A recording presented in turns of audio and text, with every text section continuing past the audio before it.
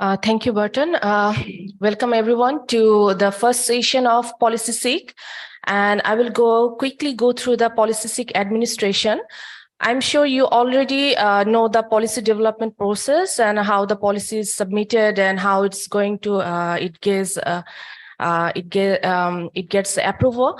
But still, I can see some new faces in the room, and for them, I will quickly go through it. And you can see our chair, Burton, here, and I'm Shaila Sharmin, and our another co-chair is Anupam Agarwal. What is Policy Seek Charter? Policy Seek Charter is to develop policy which relate to the management and use of internet number resources within the Asia-Pacific region. This include policies for resource allocation and recovery and transfer, and for resource registration within whois, APNIC, and its related services. APNIC 54 had received some proposal, and these are the implement status. APNIC, the proposal 146, which is aligning the contrast. The version 1 reached to the consensus at APNIC 54, and the update from the Secretariat is it's already implemented. The second proposal, proposal 145, single resource for definitions, it also reached to the consensus at APNIC 54, and the status is the implementation status is still pending. It is under process. We had another previous proposals, and from the APNIC 54, we can see that proposal 148, which is leasing of resources, is not acceptable. It didn't reach to the consensus. However, that's why the status is showing pending for confirmation with author. And another previous proposal was Prop 141. And that was change maximum delegation size of IPv4 address from 512/23 subnet to 768/1/23 subnet plus 1/24 subnet addresses. And the version 4 was presented as informational at APNIC 53, but it did not reach consensus at APNIC 52. So the status, the author does not wish to pursue. And this is the agenda. You can also find this agenda on Apricot 2023 website. And I will quickly go through it. The welcome remarks already given by Burton. I'm going through that SIG administration. And Geoff will present a presentation that is what happened with addresses in 2022.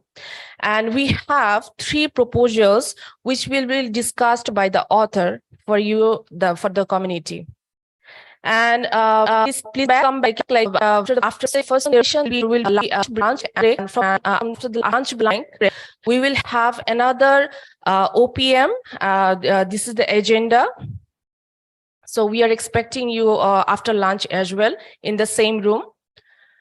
And before this official meeting, we had a policy proposal webinar, and in that policy proposal webinar happened in 16 February. We had received an overwhelming response from the community, and 27 members was there. And if you have the webinar, you can still find it in the below mentioned link. The recorded video is over there.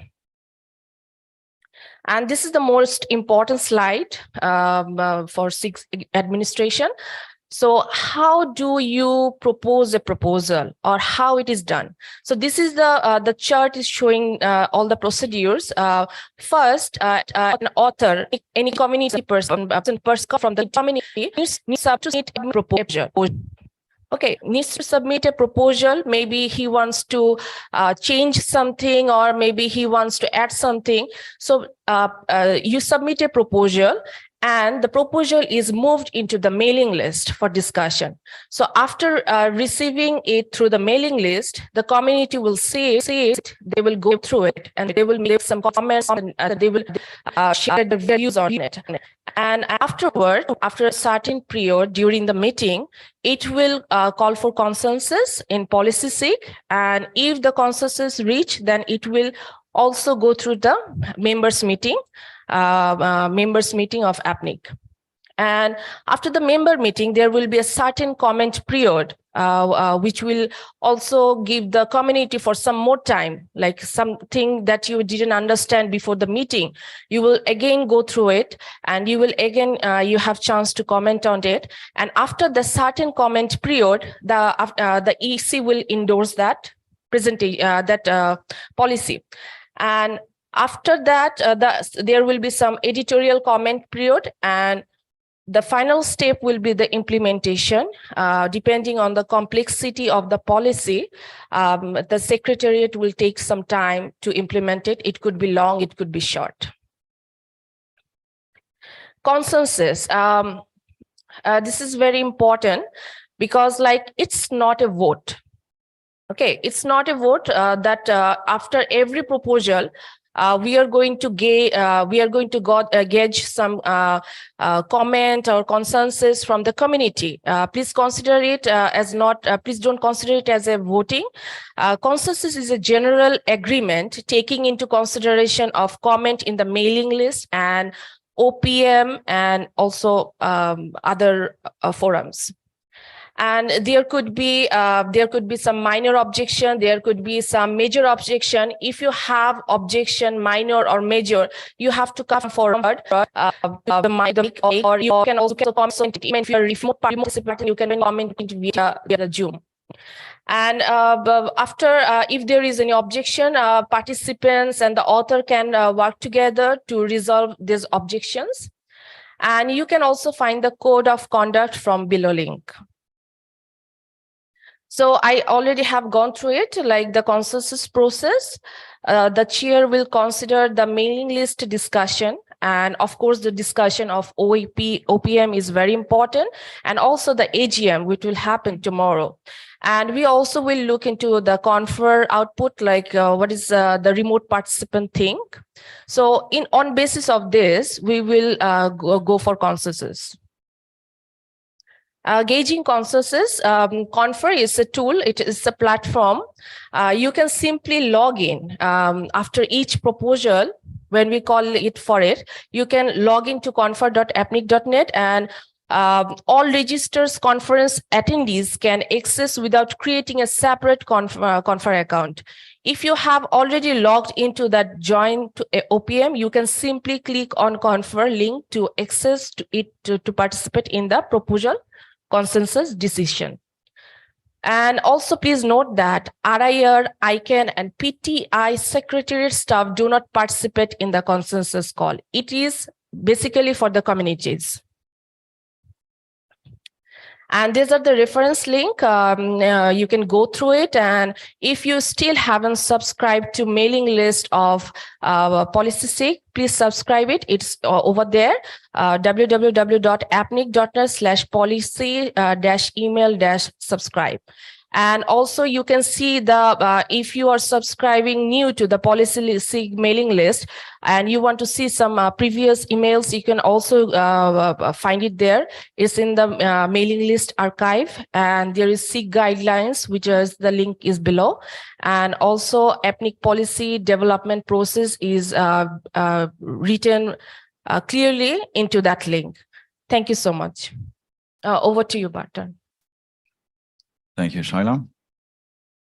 So we're going to start with Prop 147, Historical Resources Management. Jordi, please. Oh, sorry, Geoff.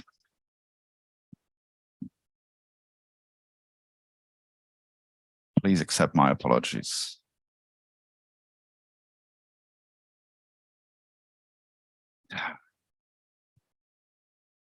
So focused on the other thing. Good morning, and thank you for the scheduling of this. Honestly, I've got to go next door and do a presentation on satellites while you're having a leasing discussion on the panel, I believe. So in part of my role as chief scientist here, I'm trying to offer feedback to the Address Policy Forum about the impact of the policies you've made on the internet. Are they working? Is what you thought would happen as a result of these policies actually happening? And reporting back here is actually a way of offering you feedback as to how these policies are working. So this is a presentation which is necessarily quite brief, that touches upon what happened last year, and indeed further back, in terms of the address distribution framework across the entire internet. What's going on? How is it going? So this is the big picture summary of IPv4 since, geez, it's even too small for me, 2011, every year, and the color coding is per RIR. Now, 2011 was the year, and it was the year in February where IANA announced the centralized IANA pools of /8s were just exhausted. That was the end of it. And that was a bumper year for allocations, particularly light blue, APNIC, which got through, I think it was 350 million addresses that year. There was certainly a degree of panic, shall we say, about trying to get an allocation before it all just turned to empty. Green, which as I can see was Aaron, had a similar kind of run a few years later. But the overall decline is actually reflecting on the pools that were remaining and the increasing constraints in allocation policies, because the overall intent of what you wanted in the policy framework was not to hit the cliff, but to make sure there was still some addresses left for what you thought were the last bit, the bit for transition, the bit to actually keep the internet going and not making it run into a brick wall. And that's actually what you see in the volume of addresses. Interestingly, the number of allocations is still quite high. So obviously, last year there was, God, my eyes, what is that vertical scale? 5,000 allocations, but they allocated a tiny amount of addresses. So these days, what we're handing out is actually a very small amount of addresses per allocation in V4. On the right, it's kind of hard to tell the volume per RIR. So I've redone the same figure as a line graph, and the big red line is actually APNIC. So in APNIC's case, it was a big year in 2011, and then we instituted the last /8 policy, and the addresses out the door in terms of total volume have remained steady over the ensuing 9 years. And that's between, geez, is that a log scale? Between 1 and 10 million addresses per year. I need this screen 2 inches from my poor eyeballs. It's so far away. The number of allocations still sits for APNIC at around 3,000 allocations per year. And that again has been relatively constant. So the last /8 policy has been basically chugging along without a huge amount of disruption. And that's been relatively steady since around 2017. Transfers. There are 5 RIRs. And they each have subtly different ways of recording what's a transfer and what's a merger and acquisition and what's a this and what's a that. RIPE tend to record a lot of things that I'm not sure the rest of the RIRs regard as a transfer. So when you look at the column on the right, the number of transfers, RIPE records an awful lot of activity in transfers, an awful lot, whereas the other RIRs tend not to. APNIC is probably the second largest in terms of volume, and Aaron and LACNIC and APNIC a lot lower. Possibly issue, but also it's really what's a transfer, and there's a subtle difference between the RIRs as to what's going on. It is interesting to note that the one about the address volume, if you take the total, it's getting bigger. If you take the ripe NCC out, not quite. The big bulk transfer in 2020 in APNIC was the most of a /8 that caused the basis of the APNIC Trust and Foundation, that gift of addresses that's been used that way. That's why it's so big. All the other years, it's actually just the normal threatened to the market. But the market gives this sort of information because we can now figure out what scarcity means, because markets are a resource allocator. Don't take my word for it, read Karl Marx. Markets are a way of distributing a good. And if there's an insufficient good and an excess of demand, the price goes up. In an abundant market, the price goes down. And so 2021 was a fascinating year, because across that year, the price, which up until 2019 had been just gradually rising, and had risen on the whole, this is data from Hilco, it had risen to around $20 an address and was approximately stable. And we're going, okay, then it doubled. And it doubled really quickly. It doubled in about 9 months. Now, those different dots are actually different sizes, /24, 25, 23, 22, etc. And what's fascinating across the rise is that it didn't matter if it was a big block or a small block, the price rose across all blocks. The price per address, which is what I'm quoting here, hit around $60 an address at the peak there in the last quarter of 2021. It's come down, but the spread has gone up. This is weird, because an address is an address. One's as good as two, is as good as three. And a buyer is going, oh, that's a bad address. This is a good number. But nevertheless, that's what we're seeing. And the colors aren't banding. It's not that /16s are more desirable than /20s or anything like that. The spread is across size as well. Now, I've heard in conversations, because I'm fascinated by this, why is market intelligence failing? Why aren't you talking to each other? That perhaps there's some interest in, well, this address came from APNIC, so it's bright, shiny, and wonderful, whereas that one from Ripe is old, tainted, and rusty, or something like that. And I haven't done that back analysis to actually understand in these transactions if the area, the geography, has some impact on pricing, because this is a global single market number. But it is interesting that scarcity is not driving this market. The shock we gave ourselves in 2021 did not continue through 2022. It was kind of, well, that was too expensive. The buyers stopped bidding against each other. Some of them even left the market, and the prices then slumped. Are we thinking we're panicking? No. The price would still be doubling every year if we were panicking. It's not doing that.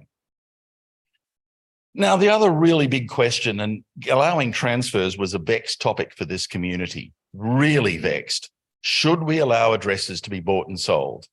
And part of the argument in favor of allowing this was that, well, if you're not using the addresses, you should hand them back, obviously wasn't working. The amount of allocated but unused addresses down there, the red line, since the year 2000, wasn't getting any smaller. And you notice in the first half of this picture, as we moved towards exhaustion in 2011 from the central pool, the amount of idle addresses kept on increasing. So if the whole idea is, if you've got no use for them, send them back, wasn't working, and it wasn't happening. Now, we started this transfer policy, and as things tightened up, red line didn't get higher, some addresses were moving back, and there's a few sort of big incidents, but you kind of go, well, what's that one? Was that policies at work? Or was that the US Department of Defense? Because what they did was took their /8s, which were basically non-advertised, and advertised them. So in terms of policy, it really didn't make much difference. But let's zoom in to last year. So we start all three lines at the same point. If this policy was doing what we were hoping, And it's now $50 an address, roughly. So if any of you are waiting for the price to get to, wow, I'm going to put them on the market, it didn't happen. The unadvertised address pool got 9.4 million addresses bigger. It didn't get smaller. I don't know what will flush them out. My suspicion at $1 million an address, they'd be all on the market tomorrow. Just a rough suspicion. But at $50, obviously, even 40, that's not enough incentive. These addresses are still quite sticky, and actually that pool is growing. We allocated 1.5 million addresses from those residual pools, and I'll look at that in a second. And oddly enough, the advertised pool in the V4 routing table actually slumped by 7.9 million. There's an awful lot of gnats out there, an awful lot of gnats out there. So let's have a look at the pools inside each RIR.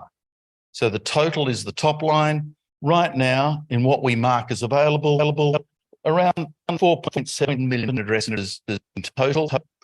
The largest holder is actually inside APNIC of 3.7 million, then APNIC, and Aaron, LACNIC, and RIPE all have tiny amounts of addresses and have done for years. You know, it's been since sort of 2020. APNIC, there are a few recovery points, but it's been a long, steady application of that last /8 policy and residuals. But that's not all the addresses. And again, like transfers, we do things differently across the RIRs. This is the reserved pool. There are, in fact, 12 million addresses that the RIRs have marked as reserved in total. But the reasons differ because it's just a word, but it covers a multiplicity of reasons. So in Aaron's case, which is around 5.5 million addresses, a conversation with the staff at Aaron has revealed that they have addresses that aren't generally available. There are particular policy reasons under which you can apply, but it's not for everyone. It's for particular circumstances. And that pool is actually marked as reserved because it's not available under normal allocation. So the Aaron pool is not, oh guys, why are you reserving all these addresses? It's actually an artifact. They quarantined parts of their residual addresses for particular purposes. My understanding in APNIC, which has slightly less than 2 million addresses, is that that is more of a quarantining measure.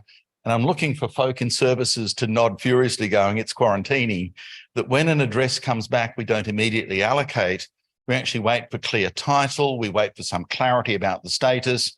It's kind of sitting there for a while to make sure that the next holder of that address, when it finally gets allocated, is not finding themselves in a mass of problems of all kinds. So that pool is constantly decreasing as we allocate out. And typically the lifetime in there is, I'm going to look for nods again, 2 years. Vivek, I'm looking at you. 1 year. So generally they sit there for 1 year before they come back out. I have not talked to the folk at APNIC. I have no comment as to why. I don't understand. I haven't talked to them. I believe the only way to actually understand this is to talk to the various service managers and go, what are you doing there? I have not had that. RIPE and LACNIC, those pools are tiny. So what did I say? I just said that. In the interest of time, you can read it faster than I can say it. You've read it. V6, much the same kind of graph, but oddly enough, the allocations aren't massively increasing. A /32 is huge. In V4 terms, it's almost like a /8. It's massive. Because even if you look at the number of /48s you can do in a /32, that's a lot. And so what we actually find is there are a number of allocations which serve the ISP for years and years and years. In V4, we informally used a 2-year horizon. Tell me your immediate needs and I'll give you addresses to meet them.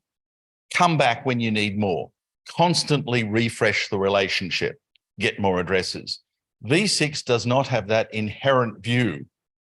You're not really expected to come back every year or every 2 years. And this kind of reflects that the address is being allocated. And I make it's big, but it's not growing because we're meeting closer to 5 to 10 year trends in usage, not just a few months.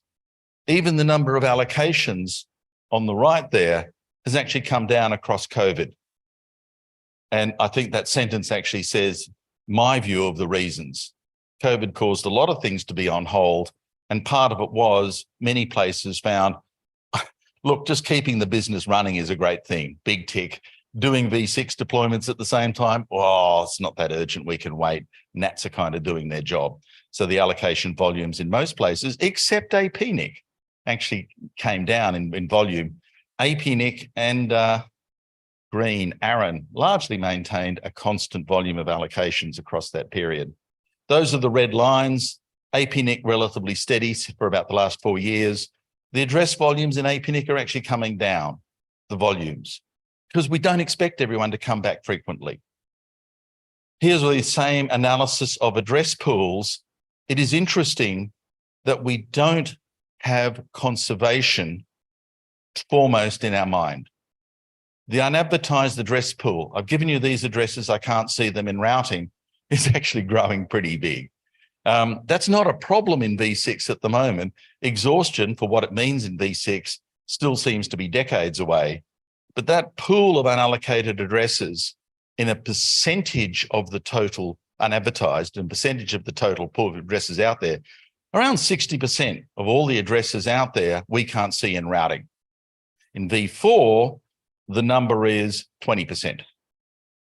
So the conservation policies in V4 kind of said, use it or sell it, but, you know, don't sit on it. Whereas in V6, it's kind of, yeah, okay, whatever. We're not desperate. Price isn't really an issue here. So that ratio is around 60% and it's not really moving. V6 deployment, it's steady. It's actually rising slowly and surely. These are the numbers we do in APNIC labs. It's around 35% of the world. Now, the world has grown bigger over this period since 2012. People keep on having babies, good on them. So 35% is actually bigger than just off that same base. And countries like India and the deployments in China, which are truly massive, have a big impact on these numbers. That big slope around 2018 was in India. The movement of the mobile providers in India. India current growth is actually steady, but next enabled deployment in China. As you see on the map, China, India, big populations. US, yes. The one that I'm waiting for is actually Nigeria and Indonesia, both of which have massive populations, but their movement in V6 is not exactly, you know, stellar at the moment. Those are the ones that will actually make, you know, the graph go higher. V6, steady. The V4 address pools are hanging out. NAT's still working. Large allocations means it's not a problem. I didn't tell you, and I haven't shown you, information about the panel later in this session. It is possible, in looking at the routing table, to actually look at the addresses that changed their credentials over the year. A new originating AS, a new path, a new prefix that was previously advertised one way has changed. And what I've normally done is gone, was that in a transfer? Was that in an allocation? Did we see a registration state to match the change in advertised state? Previously, we could do that for about 20% of all those changes. And the other 80%, the registry couldn't explain why the advertisement changed. I only have a limited time. It's the top of the hour. So that slide didn't make it here because I didn't realize you were going to have a panel. But at some point, yes, we can do more data about to what extent, when we see a movement in the advertised space, is this reflected or not in a movement in the registry space about the status of those addresses and their provenance. If that's useful to this community, I wouldn't say it's easy to drag out the data, but the data can be dragged out and we can certainly do that analysis both for now and backwards in time. Any quick questions before I run away to the apricot room next door? No? This is it. Jump up now or I walk away. I'm walking away. Thank you very much. Thank you, Jeff. So now it's time for Jordi's presentation on Prop 147.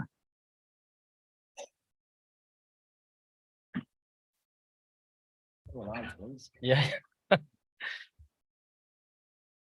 Okay, so this is the fourth version of this proposal. I sent this last version just a couple of days ago. The reason for the updated version is not changing what we are trying to achieve, or if the proposal reach consensus, what is going to be implemented, but just to accommodate the wishes of the secretary in terms of how write the down text, so try to simplify it and also make a reference, explicit reference to the ERC resolution. Because what has happened is now it's very clearly visible in the postings in the APNIC website, but in weeks or months it will not be. So having a reference in the policy manual will simplify the understanding of what we are talking about. Now, what is the problem? The problem is that we have today in the policy manual section 4.2.1, which is outdated and only looking to very old non-routed resources. And there is a recent resolution of the Executive Council, 22nd February last year, that implied the historical resource holders in the region will need to become either members or non-members by January 1st, which already passed by, in order to continue receiving registration services. Otherwise, the historical resource registration will be no longer valid, and the information will be placed into reserved status. Per current policies, all current and historical resources that are marked as reserved will be automatically added to AS0. Okay, so that may create a problem for people that has historical resources and are not reached by the staff because they may be routing something and they will lose routability in the global internet.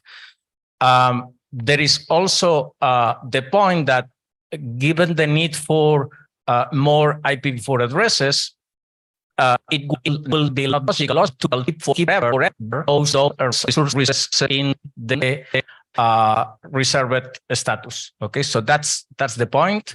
And obviously, the objective of the policy change is to ensure that we take advantage of this resources can be claimed if no is responding to the work of the Secretariat trying to contact the holders. And I have here several examples of what those resources are needed. I am not going through all the slide. What is the situation in other regions? And the previous text created some discussion because I was saying something like in other regions, legacy resources lose the legacy status when the RSA is signed. And well, to make it more clear, I believe, I am not completely sure right now, but I believe that there is one specific case which is right where this is not that way. So I changed the wording to say in several of the other registries. I didn't look at last policies from 18, for example, but I think is the same. They lose, in most of the cases, they lose the legacy status. In some other cases, not.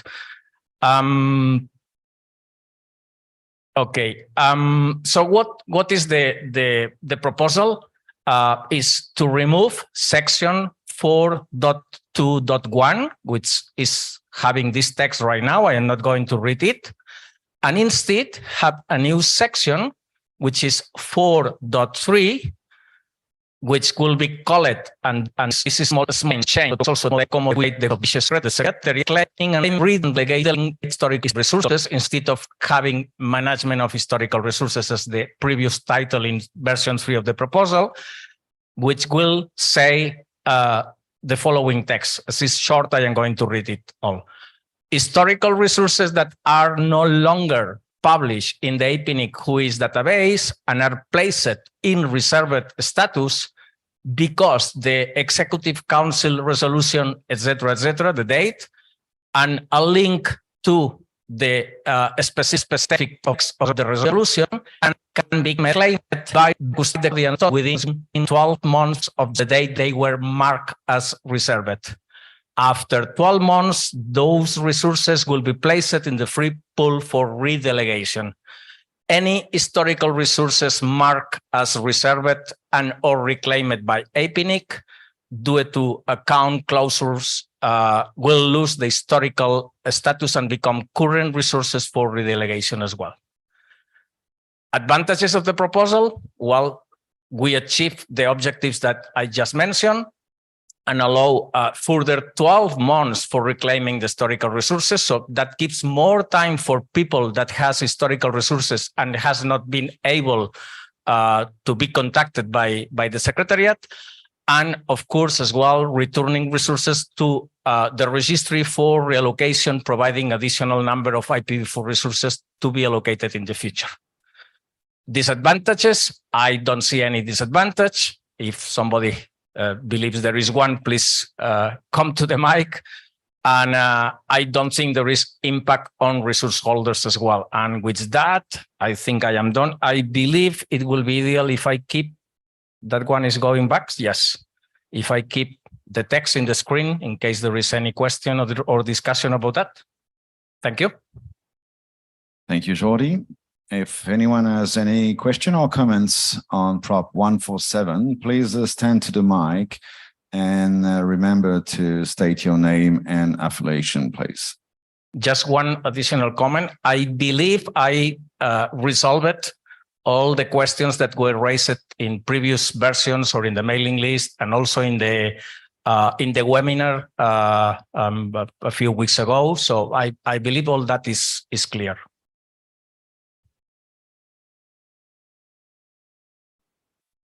Yeah. Hi, Gaurav Kansal from National Informatics Center. I have one doubt. So I think last day or on the second last day in JPNIC in his presentation mentioned that they have 900 plus historical resources. I checked with Secretariat and the list which they share over the mail on this proposal, they told that roughly 1900 plus historical resources under JPNIC plus these 900 what were apart from the 1900 which APNIC mentioned. So if this policy get approved, what will be the status of those resources which are under NIR, under historical or legacy category? There is no difference in what the policy is doing regarding if the resources are under JPNIC or any other NIR or APNIC. That was the point. If you are saying that if policy is applied for both for APNIC and NIRs, I checked with policy proposal 125, which was approved, I think 2 years back in APNIC regarding to abuse mailbox. I got to know in an NIR mailing list that that policy has not been applied in a NIR still date. So either I'm missing something. I am not sure right now if by default all the policies are applied at the same time or within a given time frame in ARRs versus APNIC. It should be that way, but I am not sure how is the status. So this policy will, as per, if we see on the history, like policy 125 approved 2 years back, is not applied on all NIR still late. So this policy will only be applied on APNIC if this get approved. I guess it will be ideal if somebody from the Secretariat can confirm that. Yeah, I think Secretariat should keep a clarity on this. And I have one more doubt, like how can NIR have a historical resources which are different from APNIC? I'm not sure on this, how they have these figures. George is going to reply to that. Sure, George Udaji from APNIC. So yeah, technically all policies should apply to NIRs, but each NIR have their own local policies as well. So it's a matter of timing? Yes, it does take some time for the NIRs to implement. So Prop 125, most of the NIRs have implemented, but some are taking longer than others due to, there's no, it's not documented, yeah. Can't. If if we believe there is a problem with implementation of this policy is NIRs, I don't think that we should be considered policy, but overall, is it the same NIR should implement the policy in whatever number of years maximum. I think that will be the point, not the proposal. Yeah, I agree. And if I can clarity on from the number two, how can I'm not sure because all the is going to be by an APNIC where I also then what is what is what APNIC. So how can we have a historical result is APNIC which are not happening. I follow the something company, but I get clarity.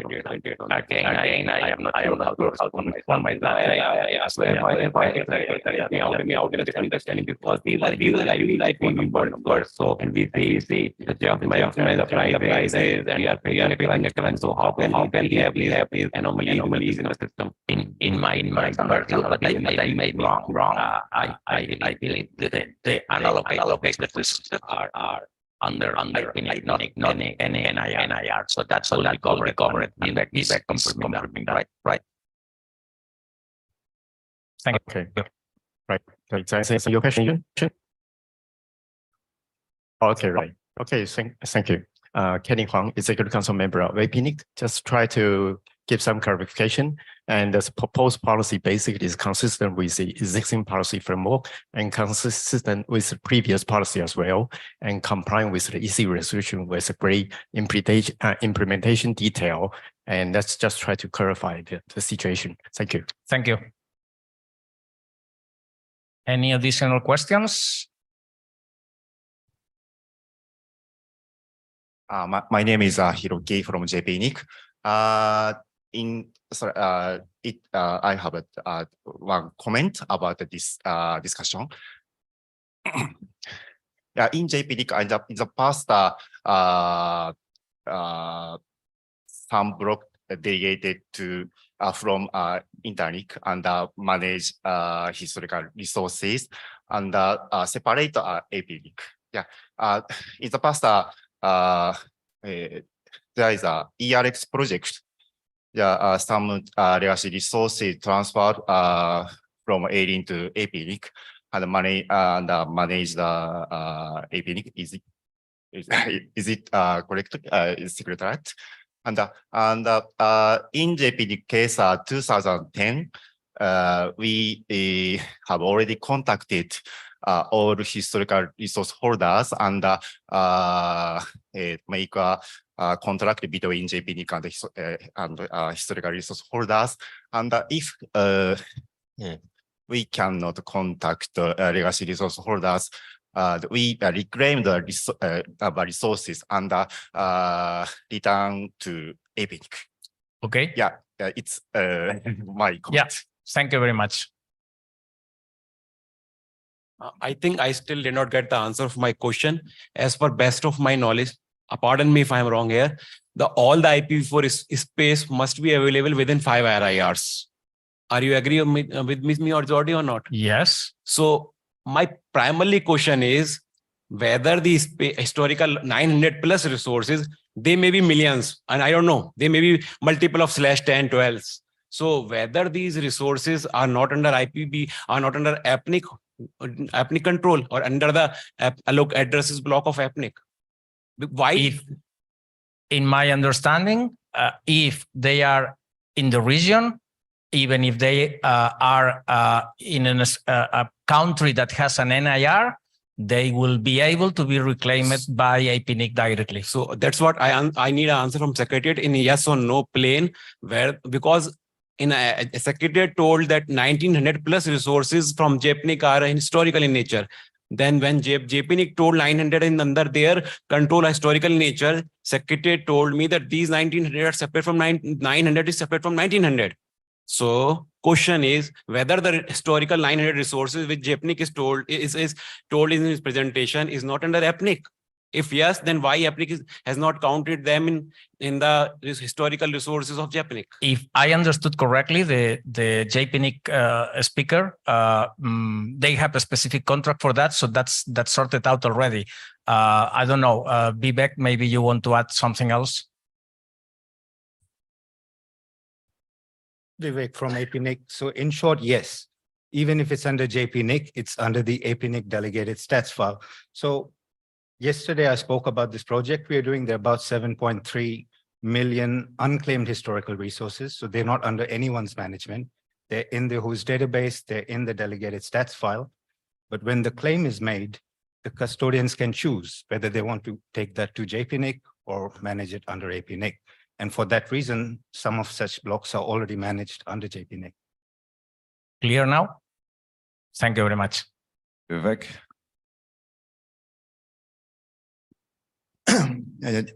I can remember from JPNIC.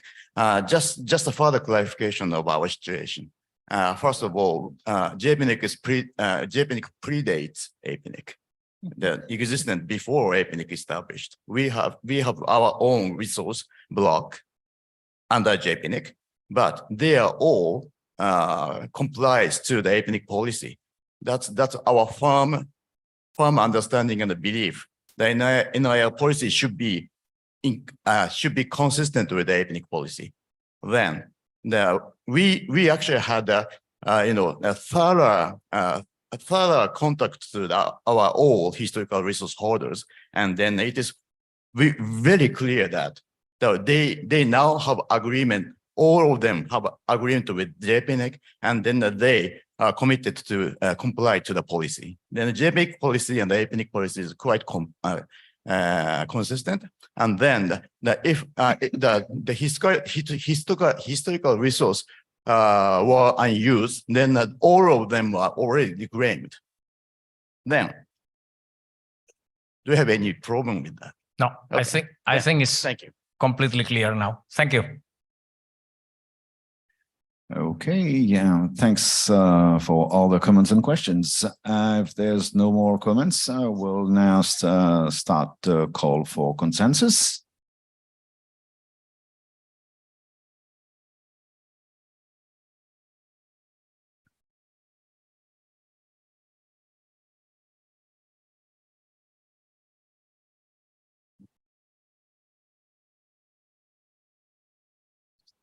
Yeah.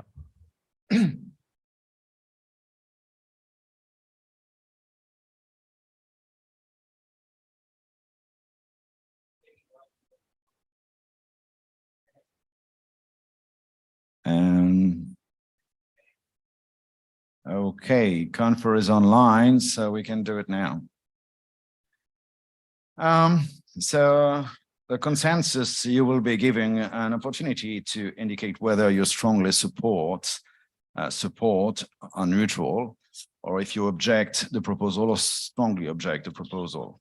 If you indicate that you strongly oppose the proposal, you will be expected to explain the reason. So if you strongly support this proposal, please raise your hand.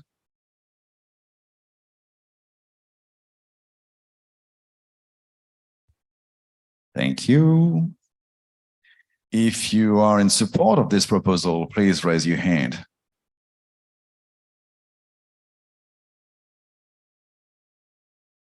Thanks. If you are neutral to this proposal, please raise your hand. Thank you, that was easy. If you oppose this proposal, please raise your hand.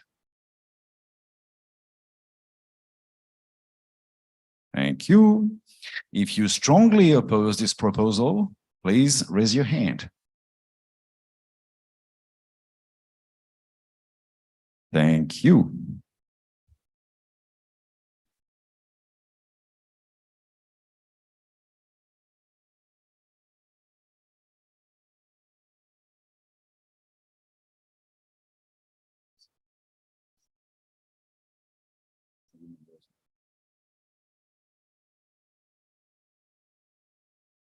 Well,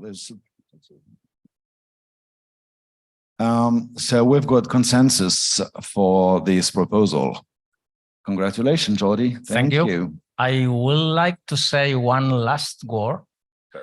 I don't think it's right the Executive Council make policies and somehow with this they make a policy. I think if they feel the problem, they should come to the community, tell and community, please work on this. I mean, that's the way. The resources belong to the community, not to the membership. It's my personal view. I may be wrong and we may disagree, but I think that will be the right way to do the things. So please, next time that you see a problem, come to the community. Thank you. Thank you, Jordi.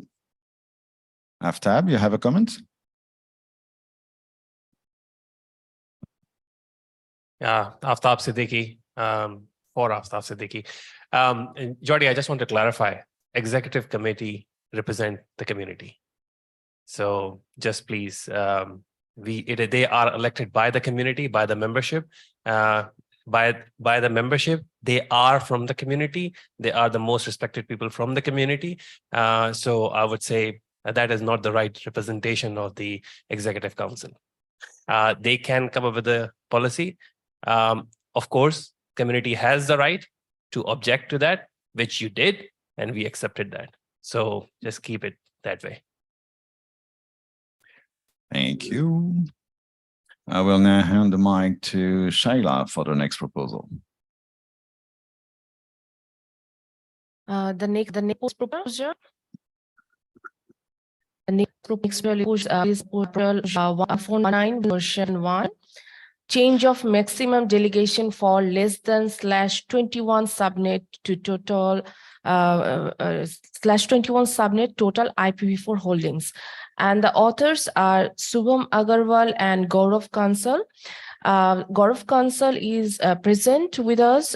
Can you please come on the stage? And Subham Agarwal will present it remotely. If there is any technical, please come to the stage, because if there is any technical difficulties, you can continue it from there. Okay.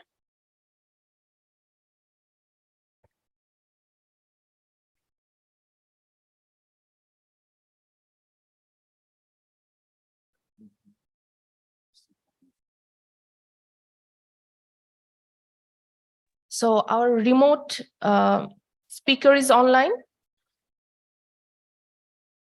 Yes, I'm online.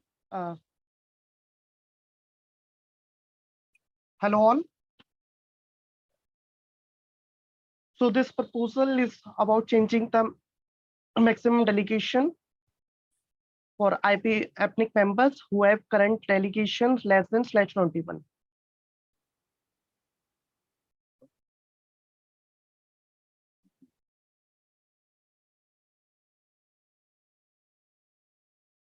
APNIC is the regional internet registry responsible for distributing IPv4 addresses and other resources in the Asia Pacific region. APNIC data shows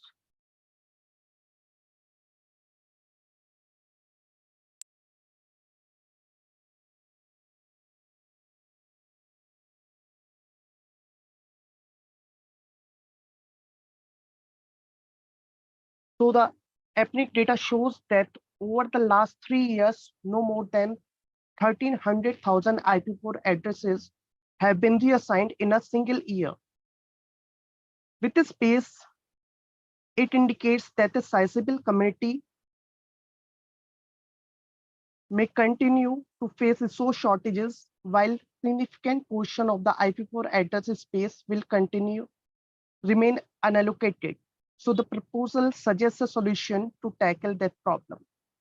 Next slide. Yes. So the objective of this policy change is to provide relief to members experiencing resource shortages. The current minimum and maximum IPv4 delegation policy at APNIC allows account holders to receive a maximum of 512, which is /23 block of IPv4 addresses delegations from the APNIC 103 IPv4 address pool. The current minimum delegation size is 256 addresses. The proposals aim to allow APNIC account holders to which have currently less than 2048 total allocated IPv4 address to receive an additional /23 IPv4 address block, provided their total site does not go beyond 2048 IPv4 addresses after the new allocation as per this policy. With the implementation of this policy, the maximum IPv4 delegation size for existing APNIC account holders will increase from 512, which is /23, to 1024.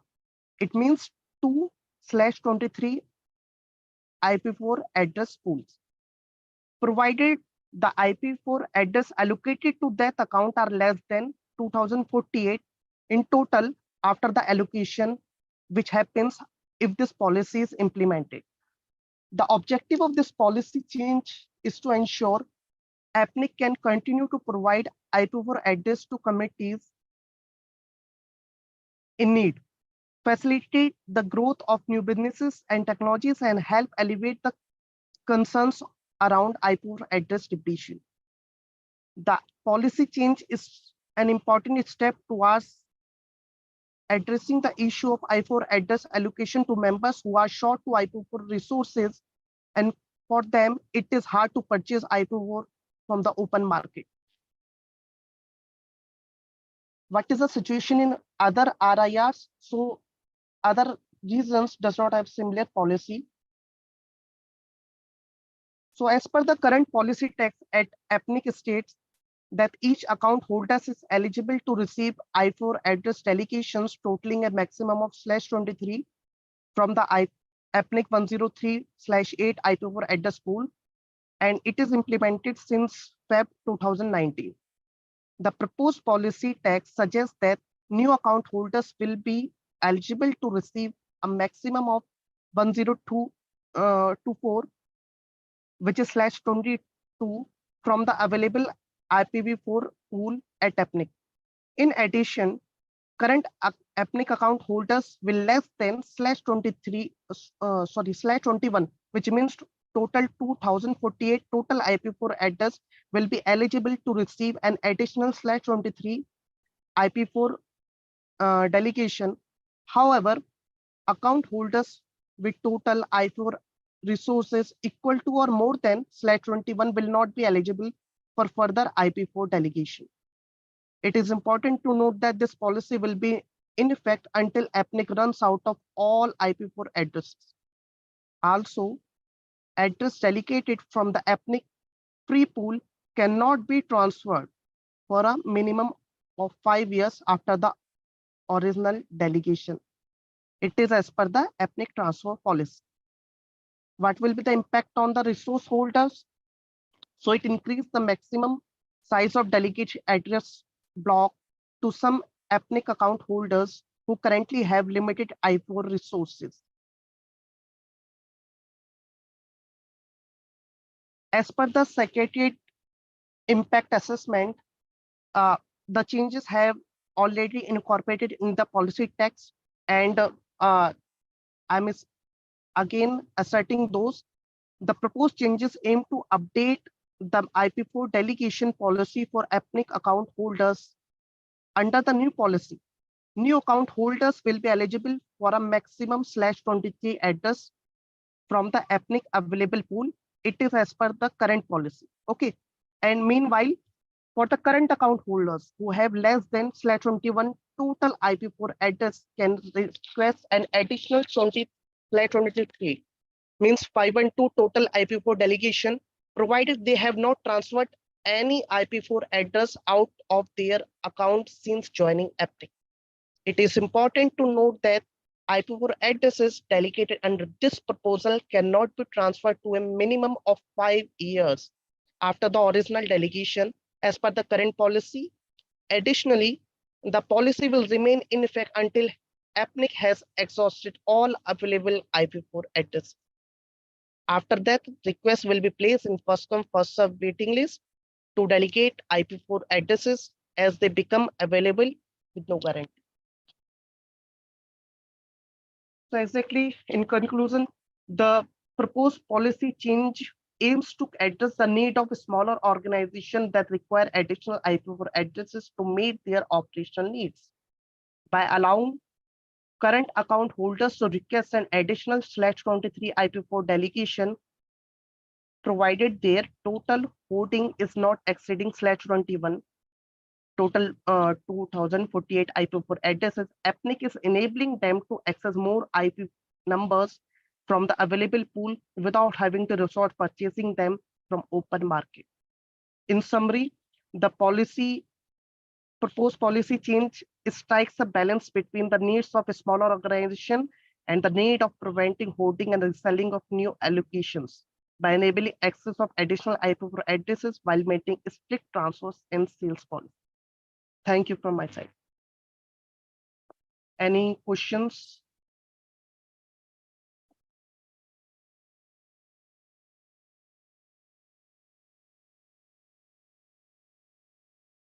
Thank you. Gaurav, do you want to add anything? No. Okay. We already heard from the author, and we encourage you to express your view on this proposal. Do you support or oppose this proposal, or do you have any comment? If something is unclear to you, then you can go to the mic. I can see Sunny over there. Over to you, Sunny. Yeah, thank you, Shaila. Sunny from APNIC Secretariat. Just want to highlight, and it's up to you guys, as chairs of the policy SIG, but the proposal submitted to the mailing list is different and the proposal presented here is different. So I'm not sure what you would like to do, but I know they have taken the Secretariat impact assessment and considered that in the proposal here, but it was not put to the mailing list before the discussion happened. Thank you. I agree, Sunny. So we were not able to submit it to the mailing list, but yeah. Aftab Siddiqui, for Aftab Siddiqui, just like what Sunny mentioned, we cannot discuss this proposal because it says version 001. We have to discuss the proposal on the mailing list. We cannot discuss what you are proposing here. That should be clarified by the chairs. But my question is, going back to the proposal on the mailing list, it says all existing APNIC members. Do you have any number of members who are eligible to receive the extra V4 address space today? Not future, today. As of today, how many members will be eligible to receive extra address space? How much address space that would be? And how much will be left if we apply this policy today? Yeah. So Aftab, I think you have raised this question on the main list also, and we have replied over there. Plus a 1 point to add, we have in a significant number of resource holder in APNIC who have only /24. So as per current policy, as per today's policy also, they are also eligible to get one more /24, but they haven't asked for. So as per stats, yeah, if the current policy got implemented, if all account holders will came back to get a new /23 as per this policy proposal, the APNIC resource will get maybe within a month or so. But yeah, as I told, there are still a significant resource holder under APNIC which have only /24. So theoretically, APNIC resources can duplicate it within a month if policy get implemented. But yeah, we may never know how many will come back to APNIC to get to ask for resources with respect to this policy.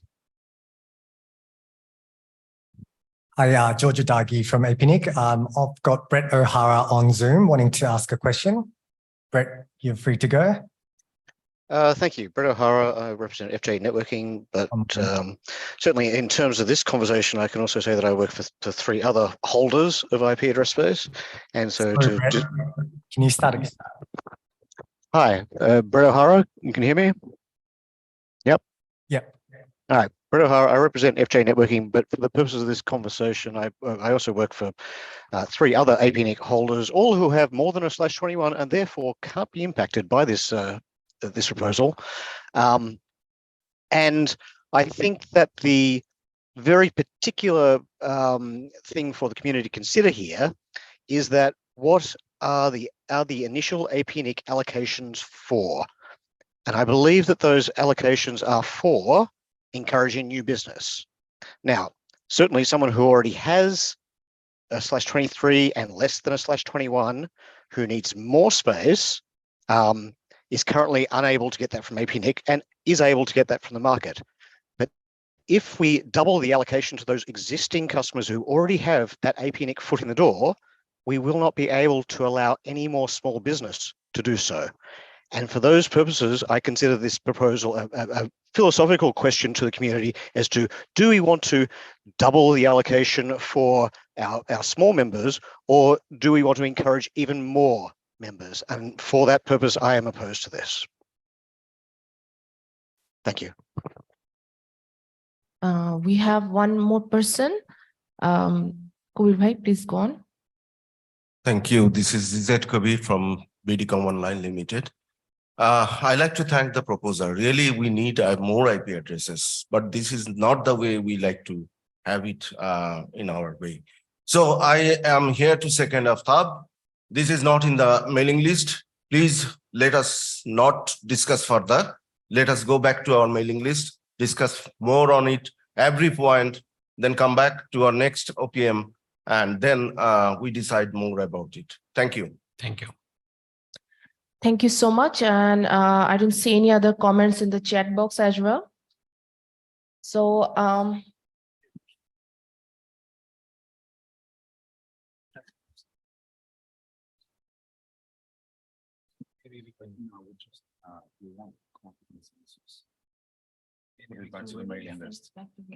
Yeah.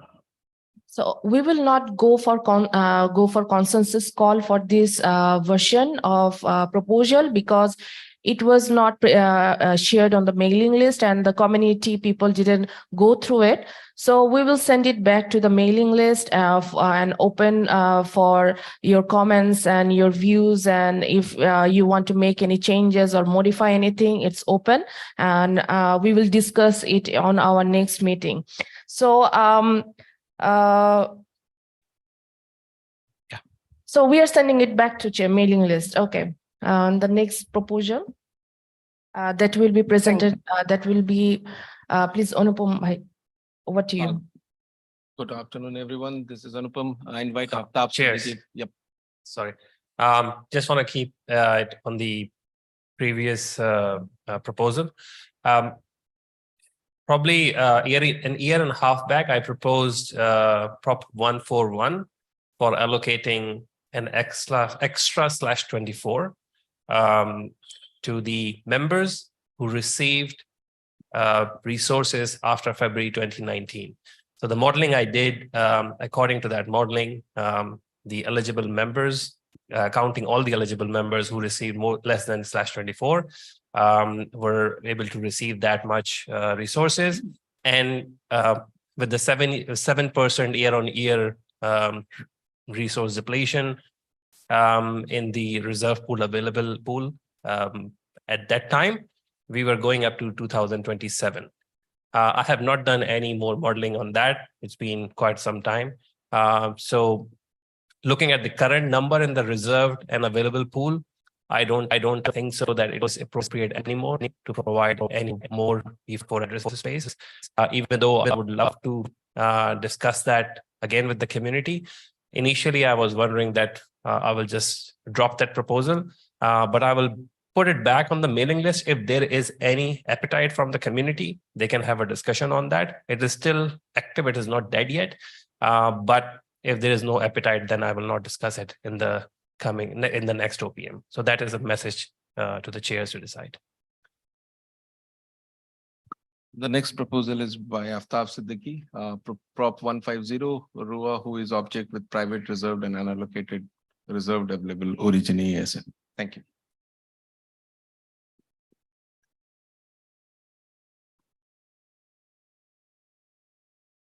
All right. Thank you, chairs, for the opportunity to come and discuss this proposal. For those who are active in the community, they must have seen this proposal before. It's the revised version of Prop 138, which was discussed quite in length and then was accepted as a guideline. And we all agreed on that this issue can be resolved by guidelines. Secretariat did implement it as a guideline, but in that period, we did not see any improvement as well. It shows that you should not be creating these ROAs or route object, but unfortunately, people do that for whatever reason. So anyway, problem statement is there. Let me just to quickly summarize. Raw with private reserve, and unallocated AS range should not be allowed through the My APNIC resource management portal. That was the proposal in Prop 138 version 2, but I'm just adding a little bit more fun to that. So let's say, not moving. Yes. Right. The objective is restrict APNIC members to create ROA with private, reserved, or unallocated ASN. Also, notify members if the origin ASN in their ROA has been unallocated. For example, if you created a ROA with an AS number, just give an example, 100, AS number 100. Because it was assigned to someone else, they were using it as their upstream provider. What happens today, if you create a ROA, it will automatically renew whenever the certificate expires. This is pretty normal in the APNIC, so that is not a problem. What happens is, for example, for any XYZ reason, AS100 closed their account, or AS100 was reclaimed back to the free pool or the reserve pool in APNIC. Now that ROA still exists. So the policy, what you're suggesting, that once it goes back to the reserved or available pool, the resource holder should get a notification that, well, the ROA you have is now part of the reserved and available pool. Again, the policy proposal, the proposed solution is the same. It hasn't changed since last time. So these are the restricted ASN as per the multiple RFCs, which are not supposed to be part of the global routing table. If they are not part of the global routing table, then there is absolutely no need to have them in a ROA, because ROA says route origin authorization. You cannot originate a prefix into the global route. You can originate a prefix in BGP routing table, but they should not into the global routing. It should not be in the global routing table. If it is not in the global routing table, then there is no point to have that ROA.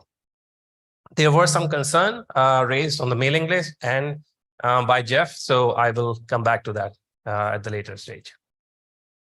Same policy should be applied to corresponding route and route 6 whois objects. What happens today if you create a route object with a reserved or unallocated ASN, because the contact for that ASN is APNIC, they get a notification because it happens in the route object, not in the ROA.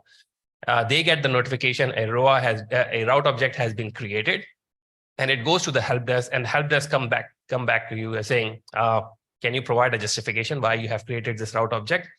And then if whatever reason someone provides a justification, they don't do anything.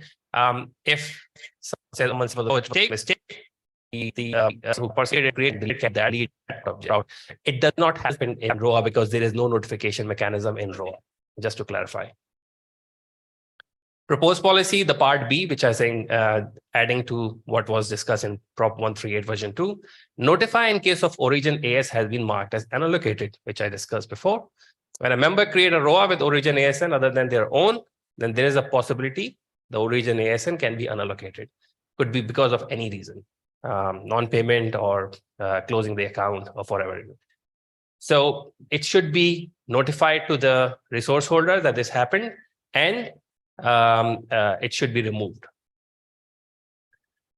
And how it is, how you can, how APNIC Secretariat can remove it, because as I said, it is roles are renewed once the certificate expires, depending upon the validity of that certificate. So all such ROAs should not be renewed automatically if the origin AS in that ROA is unallocated or reserved. This should also apply to route and Route 6 object as well. Advantages, keep it clean. What we see today in the IRR database is because it was so relaxed that everything has become a mess in the IRR database. So just keep it clean, keep the cleaner ROA repository, and nothing more than that. Overhead, of course, from the APNIC in terms of developing the origin AS check. Going back, I'll just leave it here, the proposed solution. So there was one question from folks from Telstra that there is a use case where their customer was requested to have a private AS in the ROA.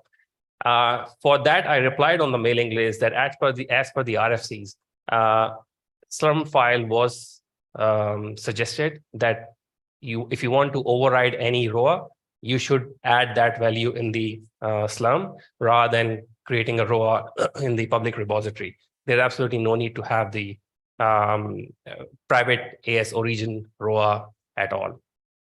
The second concern was from Jeff Houston. He's not here, but I had a discussion with him and I promised him that I will raise it here because he's presenting on the other side. He did mention that it is up to the resource holder to put whatever garbage, as what he said, in the origin AS. But of course, in my opinion, it's our responsibility to make sure that the RPKI repositories are clean and does not have that kind of garbage. It is a restriction. The RFC also said that ROA should not have a private or an unallocated address ASN in it. So keep it that way. So that's the proposal. Cheers. Over to you. Thank you, Aftab. Any comments, questions? Any comments on the Zoom?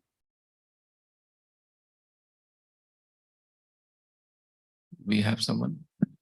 Yes, I have comment for the proposal. I think just when AS were unallocated. Please identify yourself. I'm Wang from VNIC. Yeah, I totally agree with the proposal because I think there's some IPMate holder. They create roll up with the AS not stable, maybe unallocated, and also some AS from another ISP, but they did not accept the ROA or announcing. So I think that the proposal is very, very useful. And also, I just recommend about when we create ROA with the AS holder, but the holder of IP and the holder of AS not the same. So we need to notify to both of them. That's my recommendation. Thank you. Yes, Chair, if I can comment. Yep. Yes. So thank Juan for that. It goes back to probably if Tom is in the room, he can provide more update on that. That it was requested to create notification, opt-in notification for ROA creation 2 years ago. He was working on it. It is part of the roadmap. API was the beta version of the API was announced, but of course. It is still in the roadmap to provide a webhook or an email notification with an opt-in where whenever you create a ROA, if you create a ROA with my ASN, I have the right to know that you have created a ROA with my ASN. If I want to opt in the route object scenario, it is by default. You cannot opt out of it. So yes, you do get an email whenever someone creates a route object, but in a ROA scenario, it doesn't happen at all. So yes, that was proposed 2 years back. It is part of the roadmap. Hopefully, it will be implemented soon. Thank you for your comment on that. Thank you, Aftab. We did receive support for this proposal from the JPNIC community. So I'd request Saila to go through that. We had received one comment through a mailing list, and it was posted by Satoru Turumaki, and it was posted on 21st February. And in that comment, he wrote that I would like to share my feedback in our community for Prop 150, based on a meeting we organized in 15 February to discuss this proposal. The various opinions were expressed about this proposal. One comment was, I support this proposal if it not cause the increasing APNIC's load. Another comment was, I believe that ROA and whois should be discussed separately, since what is required for ROA and whois is different in terms of accuracy, etc. And there is another comment, essentially, APNIC should not allow such strange registration. Do you have any comment on that, after Bhai? Yeah. So keeping a route object and ROA separate, I did in 138 version 2, but you will be surprised. I did the lookup afterwards that you will be surprised that there is more garbage in the route object rather than in the ROA. This might, again, as Jeff Houston said in the morning session, that I'm trying to put lipstick on the pig, but it's not bad. It might look good. So probably it might help clean up a little bit. So I don't think so. It has any adverse effect. It just help clean up a little bit more in the IRR database as well. So that's my point of view on this. Thank you. I'll now make a consensus call. Sorry, we have one more comment, please. Just one silly comment here. Aftab, can you, this is GZ Kabir from BDCom. Can you move to the next disadvantage? Yeah, the overhead for APNIC to develop origin AS check. I believe we discussed that this check will prohibit people to do such things. Now, there was a comment, I can't recall, but I think that if someone really needs to do some unassigned or reserved, then they can approach to Secretariat, and Secretariat can consider whether it will be allowed or not. So do you have any point or anything like that where it is really check? What is the check meaning? Thank you. Yes, it's a good point. Probably, okay. Yeah, interesting point, everybody. Yeah, I didn't think about it, but anyway, okay. Let me give it another go. So we did try to think about all possible scenarios where you could use a private or unallocated ASN in the origin, and every time it was not just me talking to myself, but other folks as well. But every time we come up with some solution, some use case, and the solution was, well, you have slum, just put it there. You have slum, just put it there. So I am pretty certain that if there is a use case which I have missed, and if the resource holder goes back to the Secretariat, I do not think that should be an issue with the Secretariat to come up with a solution. But I do not have any use case so far where it gives you a reason to create a ROA or even a route object with a private address space or with a unallocated or reserve address space as ASN space as well. So I mean, it's a good point, but maybe Secretariat can create an exception at some point if the genuine use case comes in, and probably that can happen, but I cannot think about it at the moment at all. Thank you, Aftab. Sunny.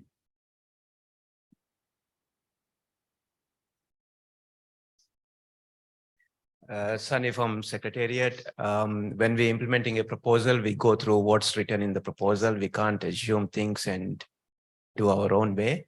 So if it's clarified in the proposal, then we will implement that. Thank you. Okay, as written, there is no provision to allow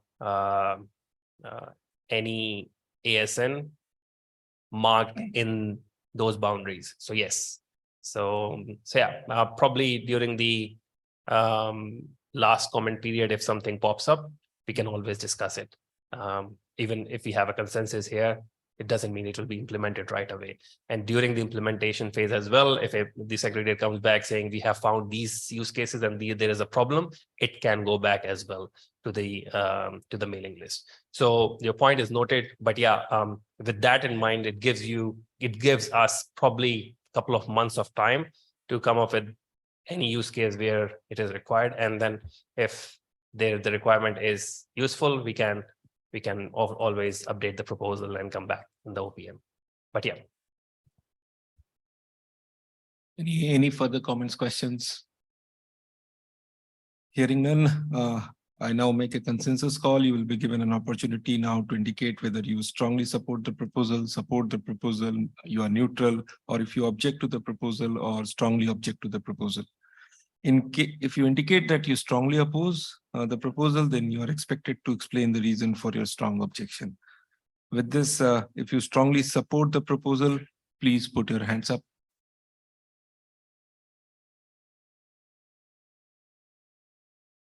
Okay, thank you. If you support the proposal, please put your hands up.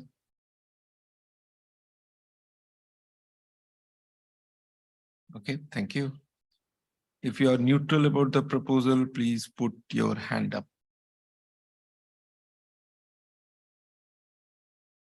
Okay, thank you. If you are opposed to the proposal, please put your hand up. I see none. If you strongly oppose to the proposal, please put your hand up. I see none.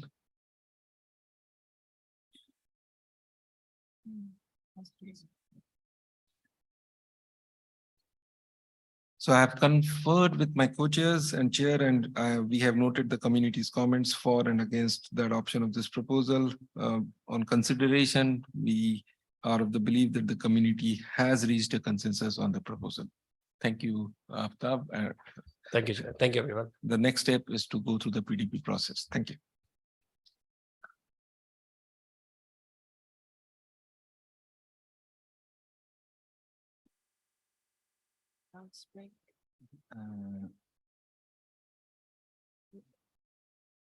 And we're spot on time for once. That's very good.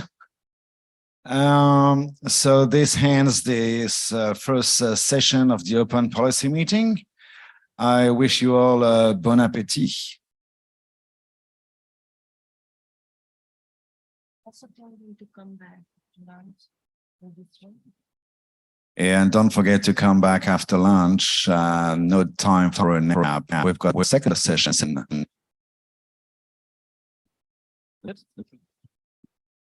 At 2:30 for those who don't know.